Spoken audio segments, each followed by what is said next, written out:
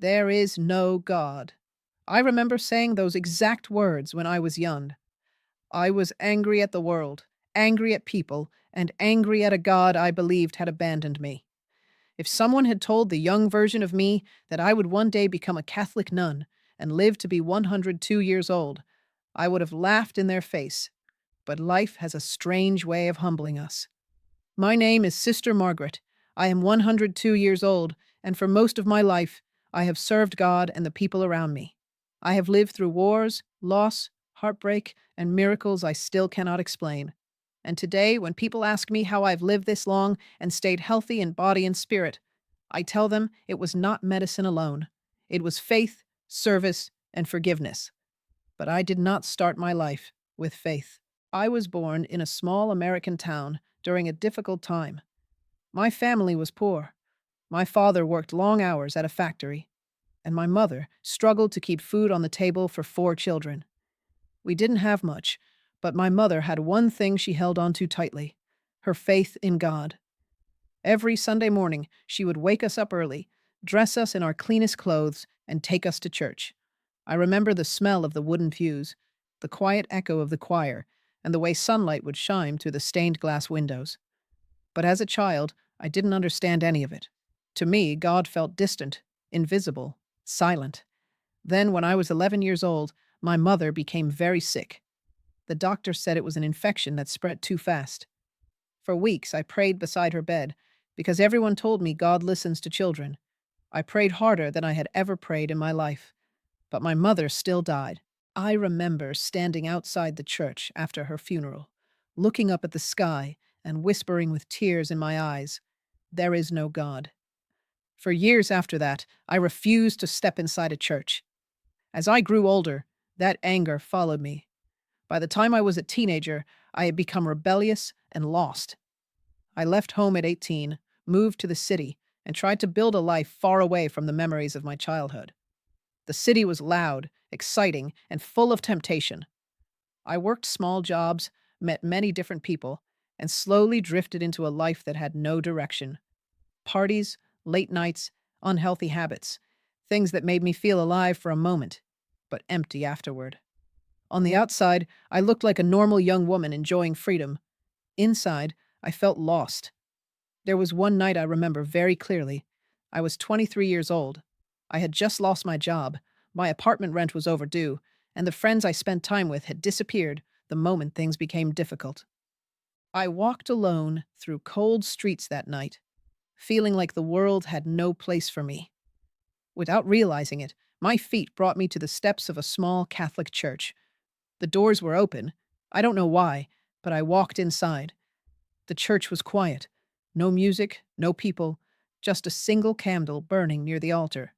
For the first time in years, I sat down in a pew, and suddenly all the anger I had carried since my childhood came pouring out. I cried harder than I had cried in my entire life. I blamed God for my mother's death. I blamed him for my loneliness. I blamed him for everything. I must have sat there for nearly an hour. Then something unexpected happened. An elderly nun quietly walked into the church. She noticed me crying, but didn't ask questions. She simply sat beside me. After a few minutes, she gently said, "Sometimes people come here when they feel forgotten." I looked at her and said bitterly, "God forgot me a long time ago." She smiled softly and replied, "No, sometimes we walk away first." Those words stayed in my mind. She didn't preach to me. She didn't judge me. She simply listened. Before I left, she told me something that changed my life.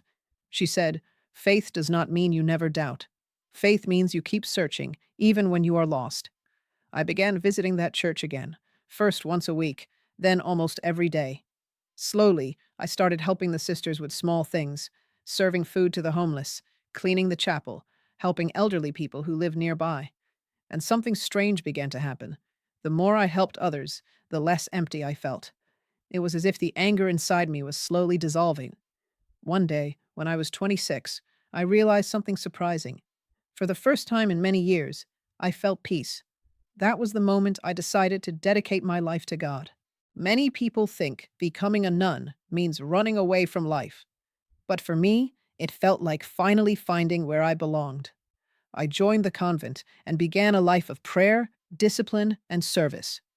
Over the decades, I worked in hospitals, orphanages, and shelters.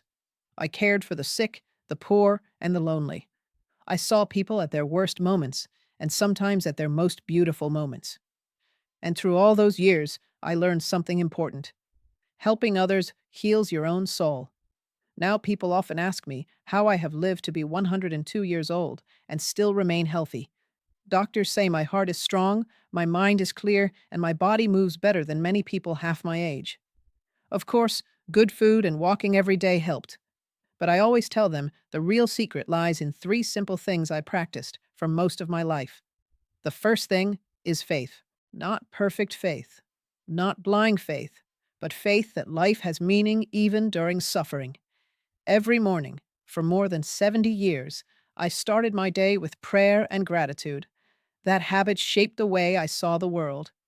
The second thing is service. I never lived only for myself.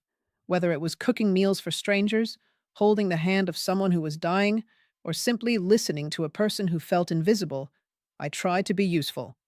When you live only for yourself, life becomes heavy. When you live for others, life becomes lighter. The third thing is forgiveness. This was the hardest lesson. For many years, I carried anger toward God for taking my mother. But holding anger is like carrying a stone in your heart. It makes every step harder. When I finally forgave God, life, and even myself, something inside me became free. Peace replaced bitterness. And peace, I believe, is powerful medicine for the body. Now, at 102 years old, my days are simple. I wake up early, say my prayers, take a slow walk through the garden, and spend time talking to people who visit the convent. Young people often ask me if I am afraid of death. I always smile. When you spend your life trying to love others and do good in the world, death doesn't feel like an enemy. It feels like the final step of a long journey. And sometimes I think back to that angry young girl standing outside a church saying, "There is no God." If I could speak to her now, I would tell her something simple. Life will break your heart sometimes. You will lose people you love. You will feel lost. You will question everything. But if you keep searching for goodness, keep helping others, and keep your heart open, you might discover that faith was quietly walking beside you the whole time. And perhaps that is the greatest miracle of all.